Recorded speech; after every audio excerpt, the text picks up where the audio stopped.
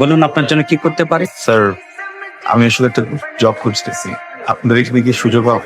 এই তো আপনাদের জেনারেশন একটা সমস্যা, হঠাৎ করে দরজা খুলে ভিতরে এসে একটা সিভি দিয়েই বলেন যে জব পাওয়া যাবে, কিন্তু এইভাবে তো জব পাওয়া যায় না। আপনি আমাদের সার্কুলার দেখবেন, যখন সার্কুলার থাকে তখন আপনি আমার কাছে আসেন।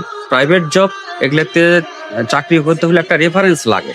আমার কাছে আসেন, আমি প্রয়োজনে নিজেই মাধ্যম হয়ে আপনার কাছে রেফারেন্স দিই এবং আপনি আমার সর্বোচ্চটা দিয়ে চেষ্টা করব যাতে আপনার চাকরিটা হয়।